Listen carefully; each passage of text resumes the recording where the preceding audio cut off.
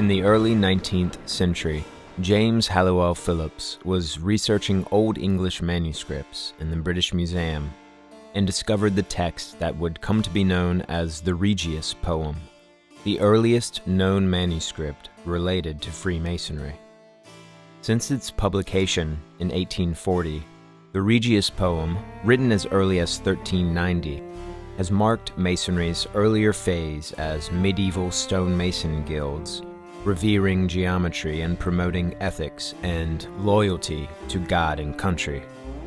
Masonry's transition from periodically gathered craftsmen in the business of building churches and cathedrals to a secret society of fraternal, charitable, philosophical, and at times political action has been painted in both the most prosaic or bizarre of terms. It is occasionally worthy of both.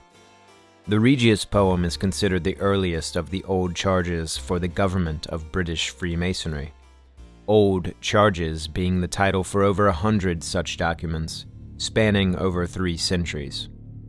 The Regius was presumably written by an English priest in possession of even older, undiscovered manuscripts. Like many authors of old charges, the Regius author reaches back to Egypt and Euclid for a legendary foundation of the Masonic art, allegedly introduced into England under King Athelstan, who ruled in early 10th century. The Regius lays out 15 articles and 15 points which present moral duties and loyalties to uphold. The poet engages in fantastic, unhistorical narratives without apology, contributing to Masonry's tall cabinet of lore, proclaiming the most remote beginnings. The Regius author finishes the poem with lessons on how to behave in church and govern oneself amid those of high repute. A fair amount of current craft masonry can trace its moral preferment, legendary histories, religious association, emphasis on the 7 liberal arts and sciences, and certain customary sayings from old charges such as the Regius, Cooke, or the Lansdowne manuscripts. After the Regius in age and importance, we have the Cooke manuscript, dated around 1490. Plenty stands out about its specific legend, moral reinforcement, and attempt to retrace Masonic origins. At one point, the author recounts the tale of the first blacksmith, Tubal-Cain, mentioned in Genesis as the forger of all instruments, bronze and iron. As the Cooke manuscript reads, quote, "Ye shall understand that this son Tubal-Cain was the founder of smith's craft, and of other crafts of metal, that is to say, of iron, of brass, of gold, and of silver. Tubal-Cain, with others, prophesied God's plan to take vengeance on mankind for their sins. But whether or not it came by way of fire or water, they knew they must devise a way to, quote, save the sciences that they had found. After taking counsel, they turned to 2 stones in which to inscribe their sciences for posterity, should all that mankind had built and knew be lost to a catastrophe. Thus the wise Jabal, most cunning in science, inscribed, quote, in the 2 pillars all the sciences and crafts. And after this flood of many years, as the chronicle telleth, these 2 pillars were found, and as the Pilachronicon saith, that a great clerk that was called Pythagoras found that one, and Hermes the philosopher found that other, and they taught forth the sciences that they found therein written. So it was that Pythagoras and Hermes entered the Masonic tradition. Hermes was at once the philosopher or father of wise men, and Pythagoras an early inheritor of ancient wisdom. Ever since the Cooke manuscript, different versions of Hermes have endured in the old charge documents, lending antique credibility to the so-called true Mason ritual, one French high-degree ritual of the 18th century that began its catechism with the question, "Who is your father?" answered by Hermes. This alchemical catechism bluntly references its sources, who are all well-known alchemical authors at the time.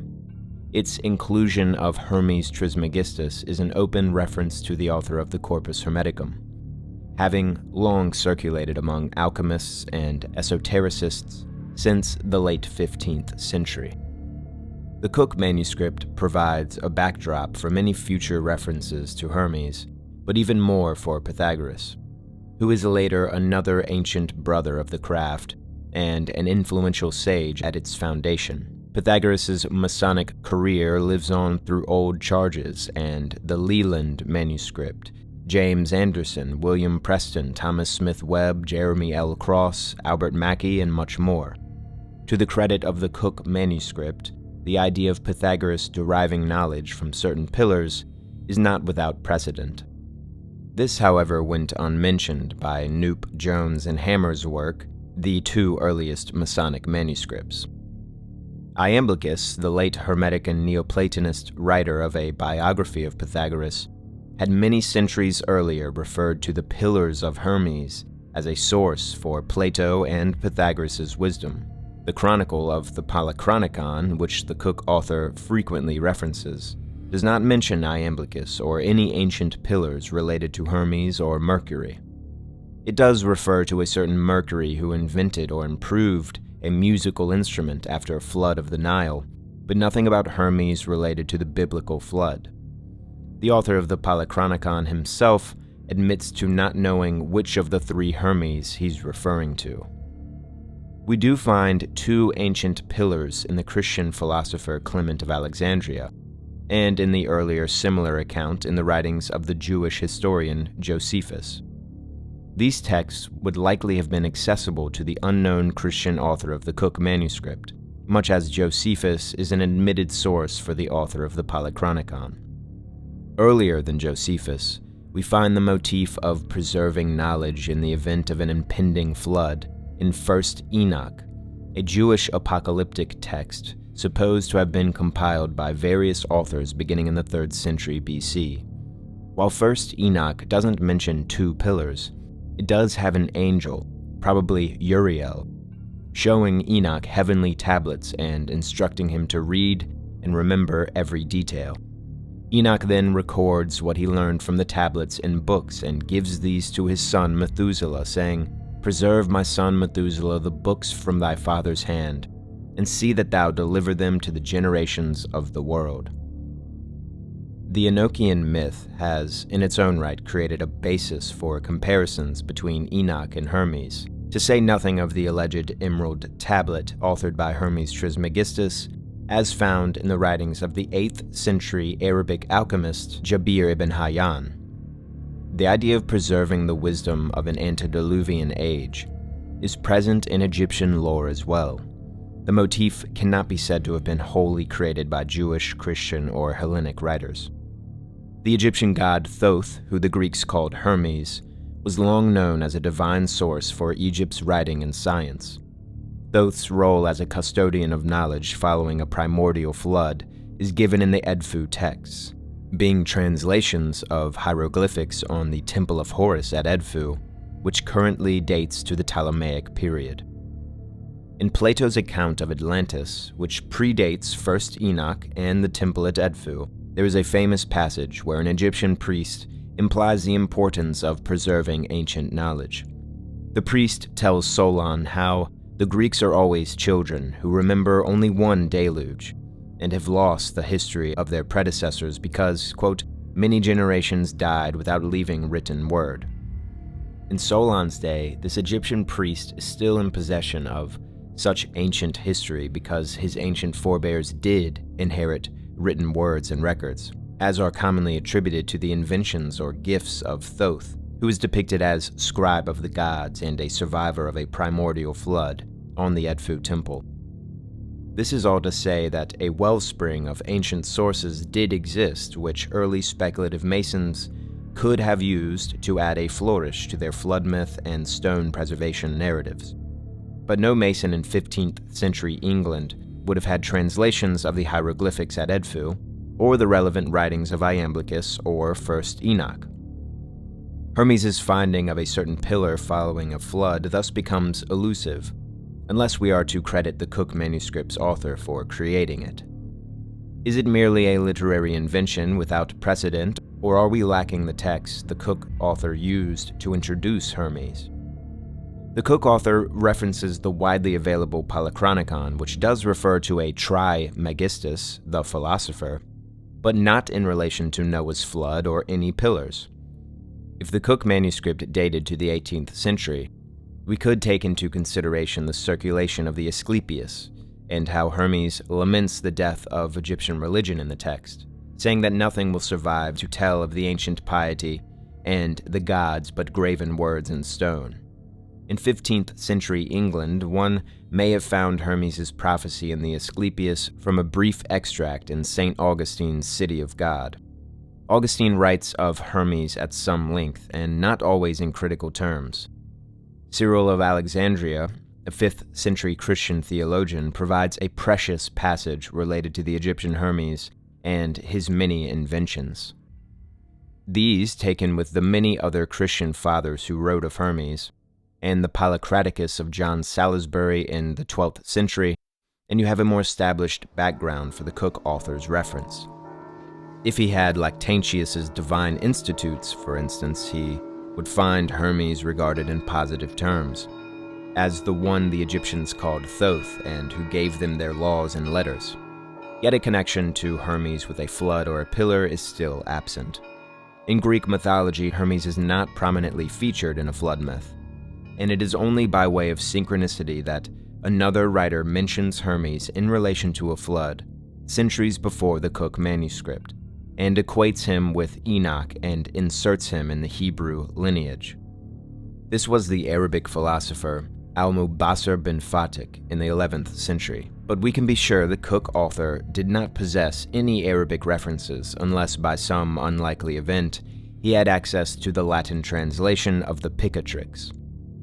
The only source directly referencing Hermes recovering inscriptions after a flood and then putting them into books comes from the Egyptian priest Manetho, by way of the Byzantine chronicler Syncellus, who provides brief extracts of Manetho's lost Book of Sothis.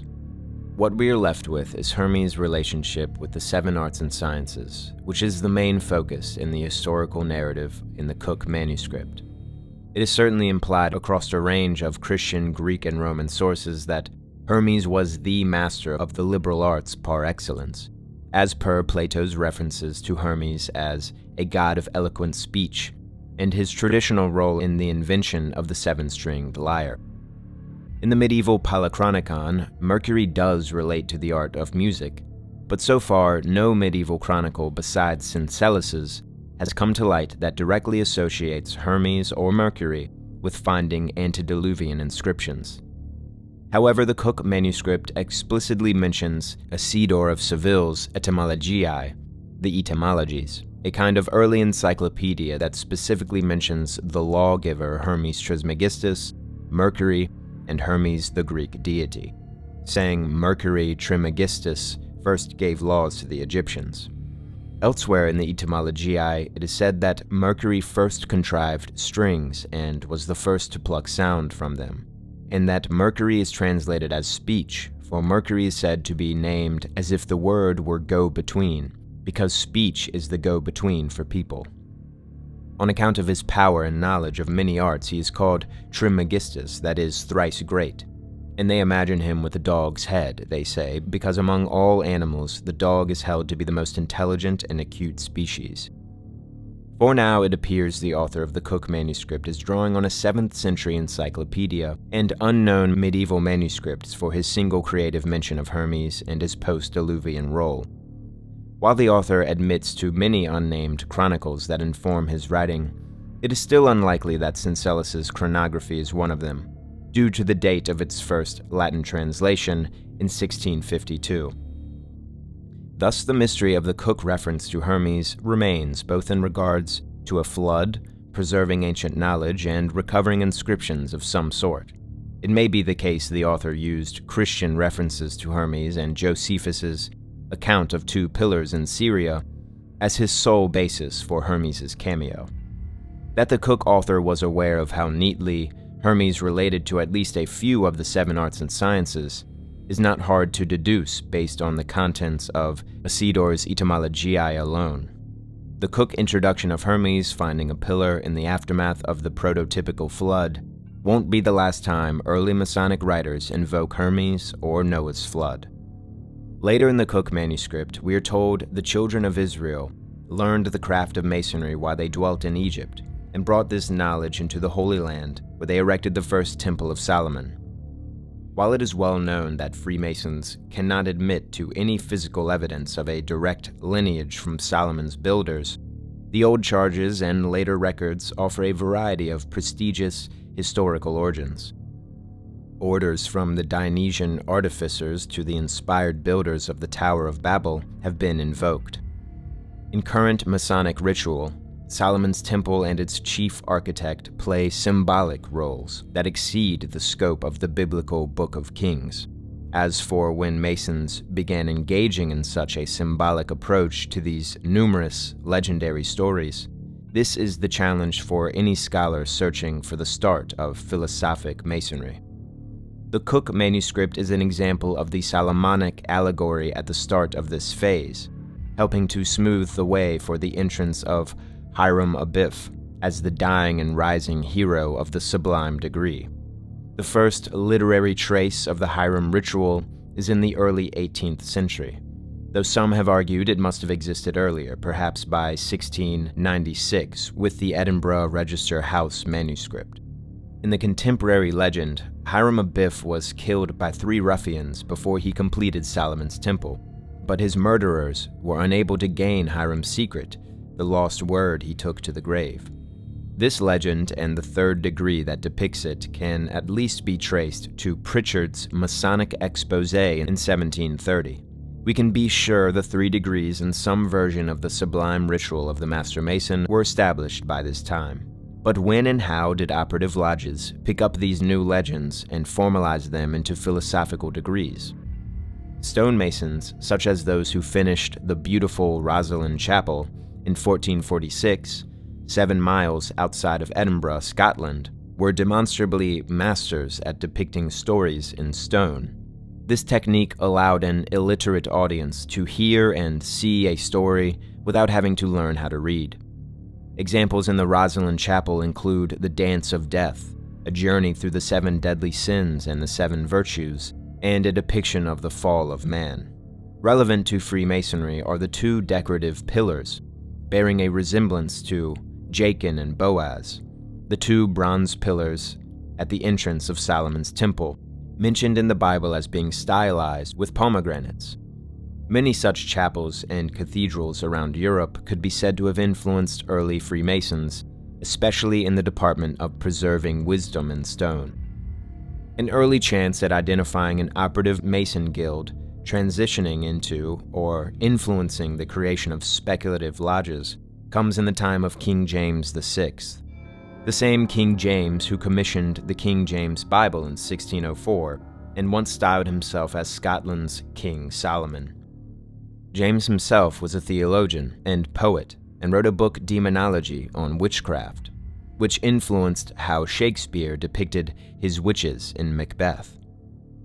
King James VI of Scotland, later King James I of England, gathered into his court many esoteric savants and intellectuals. A primary figure at this formative stage of Masonry is William Schaw, who became the Master of Works to King James VI in 1583. In this role, Schaw took the responsibility for building and maintaining castles, palaces, abbeys, and all royal construction projects.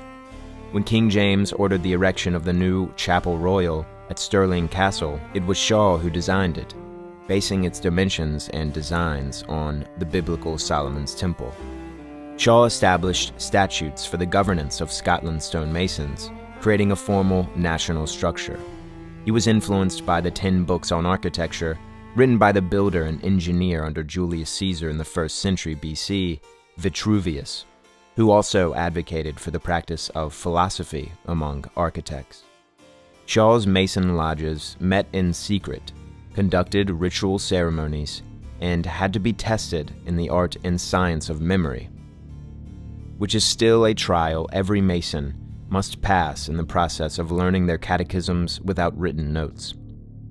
Under William Shaw's leadership, the oldest Masonic lodges in the world conducted official business, and the following structures in Scotland were improved, rebuilt, or modernized: the Stirling Castle, Linlithgow Palace, Edinburgh Castle, Falkland Palace, Dunfermline Palace and Abbey, and Holyrood Palace. The Schaw Statutes of 1598, directed to the Edinburgh Lodge, provided a certain framework for morality and conduct alongside operative guidelines. This is the same lodge known to have initiated the first speculative Mason on record, John Boswell of Auchinleck, in 1600. A more definitive admission of a speculative Mason comes in 1634 with the initiation of the founder and first president of the Royal Society, Sir Robert Moray, in the same lodge of Edinburgh No. 1. Sir Robert Moray was a Scottish nobleman, spy, soldier, natural philosopher, and Presbyterian Christian. The famous Elias Ashmole, certainly not a stonemason, was initiated into the Masonic order at Warrington in 1646, with a few other patrons. Ashmole was an ardent student of Hermetic philosophy, and, to use Waite's term, is a kind of signpost at the beginning phase of speculative Masonry. His diary entries reflect many of his esoteric beliefs. In one place, Elias wrote, "There has ever been a continued succession of philosophers in all ages, although the heedless world hath seldom taken notice of them, for the ancients usually before they died adopted one or another for their sons, whom they knew well fitted with such like qualities." Ashmole believed not only that certain esoteric philosophies should be veiled from the profane, but also that the study of Hermetic philosophy was of the nature, quote, requiring a serene mind, quiet thoughts, unwearied endeavors, indeed the whole man. In the inauspicious year of 1666, the Great Fire of London reduced most of the city to ashes. Tens of thousands of people were left homeless, and over 13,000 homes, 87 parish churches, 44 guild halls, and St. Paul's Cathedral were destroyed. Following the Great Fire, in 1669, King Charles II appointed Sir Christopher Wren as surveyor of the king's works, in which role he took on the mighty task of rebuilding St. Paul's Cathedral.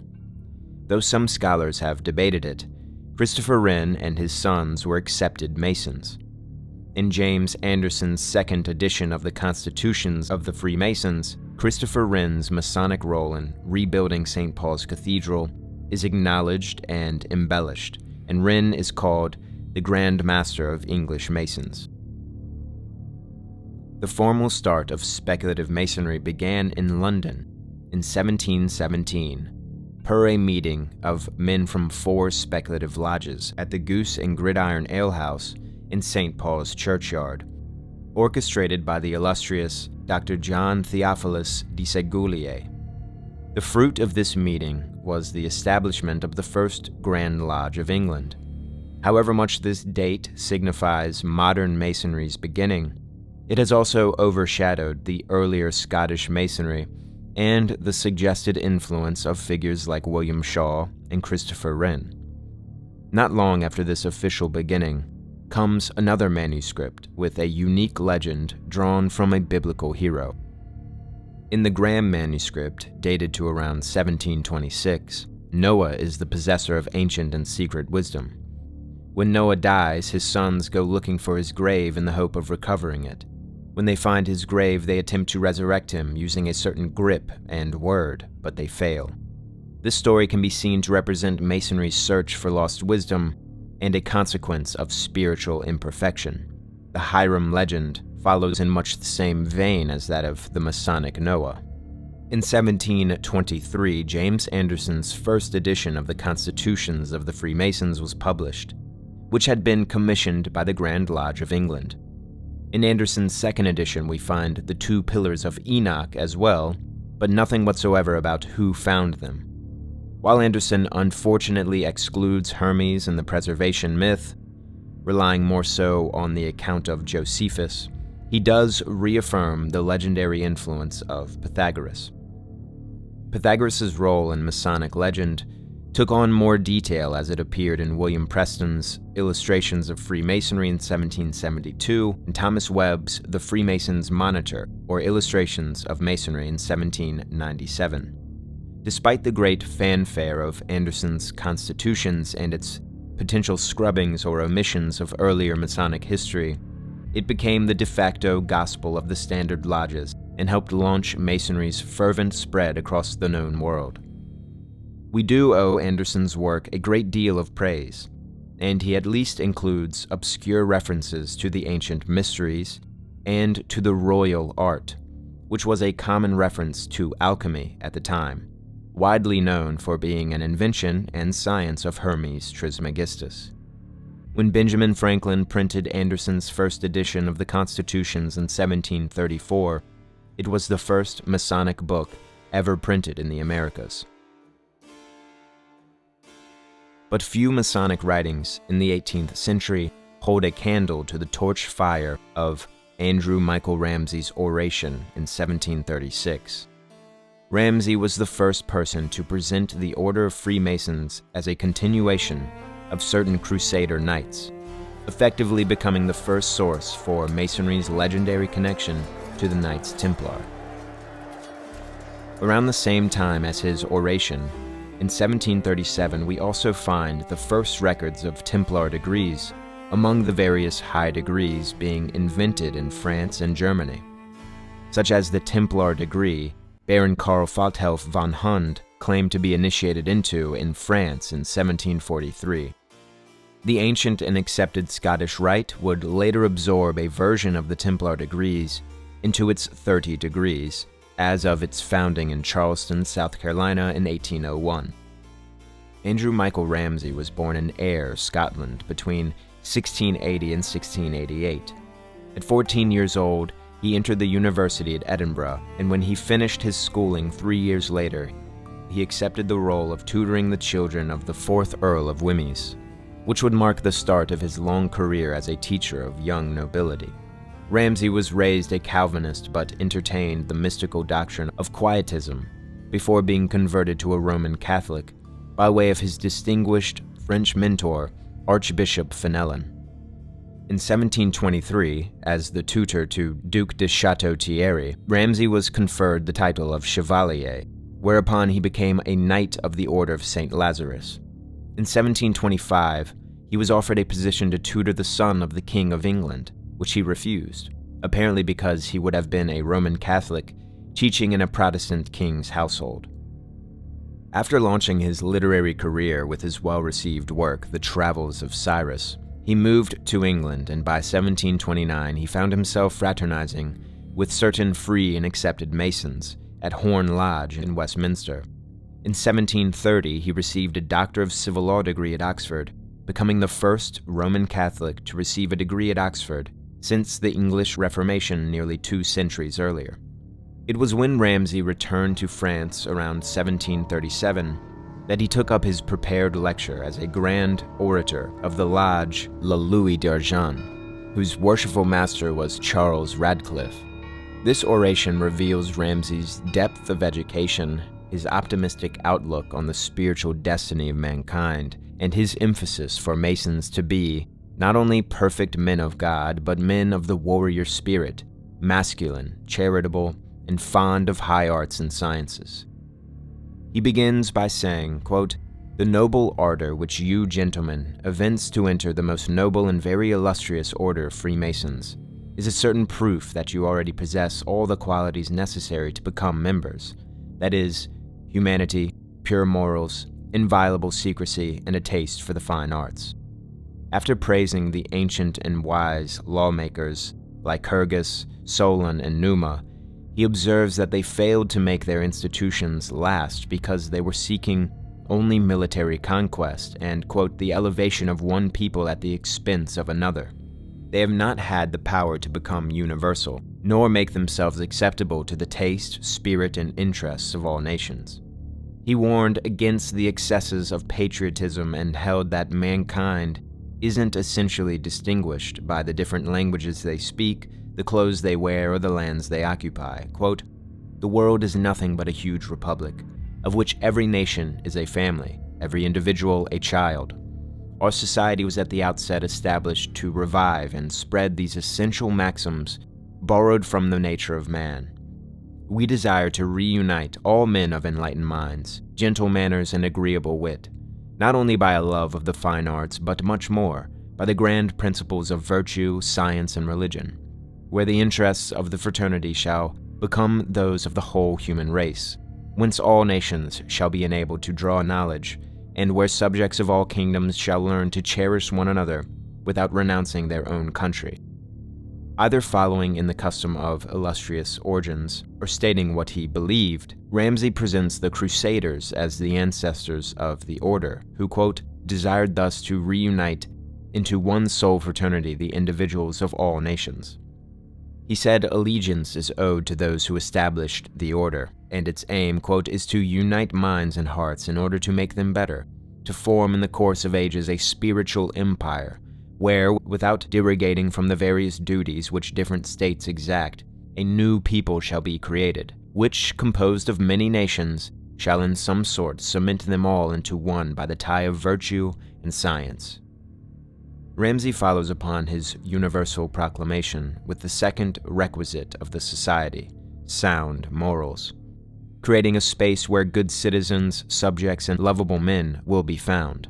Men who do not break promises and who adore the, quote, God of love. Ramsay confirms three kinds of brothers: novices or apprentices, fellows or professed brothers, and masters or perfected brothers. Quote, to the first are explained the moral virtues, to the second the heroic virtues, to the last the Christian virtues, so that our institution embraces the whole philosophy of sentiment and the complete theology of the heart. Because a sad, savage, and misanthropic philosophy disgusts virtuous men, our ancestors, the Crusaders, wished to render it lovable by the attractions of innocent pleasures, agreeable music, pure joy, and moderate gaiety. Our festivals are not what the profane world and the ignorant, vulgar imagine. All the vices of heart and soul are banished there, and irreligion, libertinage, incredulity, and debauch are proscribed. Our banquets resemble those virtuous symposia of Horace, where the conversation only touched what could enlighten the soul, discipline the heart, and inspire a taste for the true, the good, and the beautiful. Thus the obligations imposed upon you by the order are to protect your brothers by your authority, to enlighten them by your knowledge, to edify them by your virtues, to succor them in their necessities, to sacrifice all personal resentment, to strive after all that may contribute to the peace and unity of society. Ramsay affirms the Masonic secrets as signs and words, used by brothers across national boundaries. Lodges existed for Ramsay wherever there was a civilized nation. Grips and words give Freemasons the means to travel far from home and find hospitality within foreign lodges, even if the brethren speak different languages or, quote, in the time of the most bloody wars. To Ramsay, penalties for breaking the vows were remorse, shame, and exclusion from the order. Ramsay would have appealed to other literary Masons of his time, who would have been exposed to their charges in constitutions prologued by fabulous antiquity. But more, Ramsay displays his knowledge of the classical mystery religions, encouraging his Masonic audience to understand their connection. Quote, yes, sirs, the famous festivals of Ceres at Eleusis, of Isis in Egypt, of Minerva at Athens, or Urania amongst the Phoenicians, of Diana in Scythia were connected with ours. In those places, mysteries were celebrated, which concealed many vestiges of the ancient religion of Noah and the patriarchs. This toe-in-the-water syncretistic call back to the mythical religion of Noah tells of Ramsay's understanding of Masonry and its comparative potential. If there is an older source for a Freemason comparing the order to the initiatory ancient mysteries, it has not yet been found. To Ramsay's benefit, he encouraged Masons to acquire a taste for useful sciences and the liberal arts, an appealing sentiment to intellects among the Royal Society and educated men of lower classes, who might ennoble themselves by joining Freemasonry. Ramsay appears to encourage an official order of business, asking for members in the Grand Masters of Germany, England, and Italy to contribute to a universal dictionary of liberal arts and useful sciences, a not entirely uncommon objective advocated for among the intellects of his time. Ramsay was looking forward to the impact such universal approaches and projects of organization would have on mankind. He was obviously correct and predicted this project would augment and become a collective feat among separate nations. Not long after Ramsay's death, the first official encyclopedia was published by Denis Diderot and Jean-Laurent d'Alembert. Furthermore, Ramsay's romantic Masonic worldview is expanded, and he acknowledges the universal theme of empires and republics, professing some fable of history at their roots. He provides a glimpse into some Masonic texts we have not yet discovered, and the fabulous histories and biblical big beards they engage with. Enoch is also listed as an apparent ancestor of Freemasonry and a preserver of wisdom. Sometime around Ramsay's oration, Enoch is adopted in a Royal Arch degree, which becomes the 13th degree in the Scottish Rite. Quote, "The word Freemason must therefore not be taken in a literal, gross, and material sense, as if our founders had been simple workers in stone, or merely curious geniuses who wanted to perfect the arts. They were not only skillful architects, desirous of consecrating their talents and good to the construction of material temples, but also religious and warrior princes who designed to enlighten, edify, and protect the living temples of the Most High. This I will demonstrate by developing the history, or rather the renewal of our order. Every family, every republic, every empire, of which the origin is lost in obscure history, has its fable and its truth, its legend and its history. Some ascribe our institution to Solomon, some to Moses, some to Abraham, some to Noah, some to Enoch, who built the first city, or even to Adam. Without any pretense of denying these origins, I pass on to matters less ancient. These less ancient Masonic ancestors took the form of crusaders in Palestine, seeking to restore the temple in the Holy Land. They agreed on the secret grips and signs to use when among barbarians and Saracens. They took secret oaths and created a system that spread or fraternized with the Knights of St. John of Jerusalem, an order founded by Italian merchants in the 11th century. Quote, "Our order, therefore, must not be considered a revival of the Bacchanals, but as an order founded in remote antiquity, renewed in the Holy Land by our ancestors, in order to recall the memory of the most sublime truths amidst the pleasures of society." Ramsay concludes his oration with an attempted chronology of kings, princes, and lords returning from Palestine and setting up lodges and re-entering lodges already established in Germany, Italy, Spain, France, and Scotland. Now, after intermittent periods of neglect and suppression, the enthusiasm necessary for the Masonic promulgation was in hand, and France was to be its center. Quote, "She will clothe our work, our statutes, our customs with grace, delicacy, and good taste, essential qualities of the order, of which the basis is wisdom, strength, and beauty of genius." The universalist brothers to all mankind position Ramsay took up in his oration is nothing less than prophetic for modern brothers also fond of the implied universalism within the array of Masonic teachings. But in its time, the oration failed in its immediate aim and probably helped cut Ramsay's active Masonic life short. Not only were secular Masons displeased by Ramsay's over-reliance on God and his new alternate Crusader history, but within 2 years the Catholic Church, under Pope Clement XII, banned Freemasons, along with Louis XV, King of France, who had the lodges raided. While some official Masonic business decreased, Masonry nonetheless continued clandestinely, and not all Catholic Masons were so eager to obey the Pope's dictates. It is striking that at such an early stage in speculative Masonry, we already have a man like Ramsay embodying the far-seeing and more grandiose strain of Masonic purpose, spiritualizing the working tools of Freemasons would have appealed to a well-spoken literati, intrigued by the Enlightenment and post-Reformation movements. Men who felt they'd been moved by providence throughout their lives, who professed moral codes which in practice should prevent all the depravities of man. Ramsay's romantic crusader history of Masonry was grounded in masculine, military purpose that served the collective welfare, and probably also stemmed from his direct knowledge of old charge documents.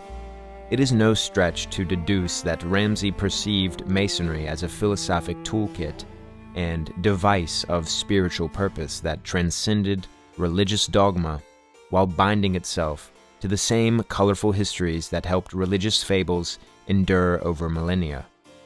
In Ramsay, we find Masonry's growth toward universalism seeded in a fertile garden.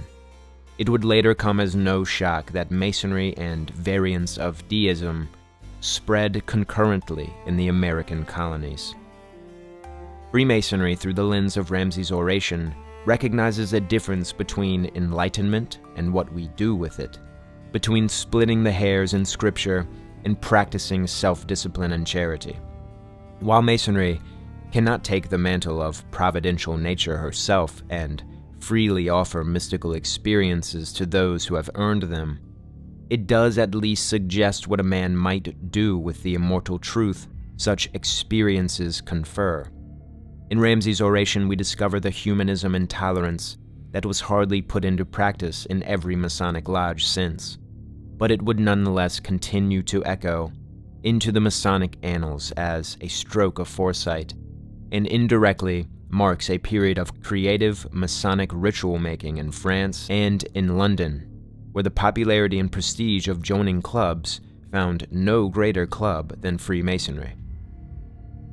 The fine arts of stoneworks and cathedrals fit into Ramsay's notion of a Masonic relationship to high art. Many of the great stoneworks in Scotland, France, Italy, and England would have caught Ramsay's eye during his travels and possibly compounded his Masonic inspiration. From Notre Dame in Paris to Chartres Cathedral, the Basilica of Saint Denis, Reims Cathedral, to St. Peter's Basilica in Rome, Milan Cathedral, Florence Cathedral, the Basilica of Santa Maria Novella in Florence, to St. Paul's Cathedral in London. The world Ramsay lived in abounded in the profound actualization of geometry, testimonies of divine reverence encoding and preserving knowledge in stone. Couple this with his colorful crusader history, his chivalric emphasis, and the undercurrent of esoteric Renaissance philosophies, and later recipients of Ramsay's Oration may have found their interests piqued.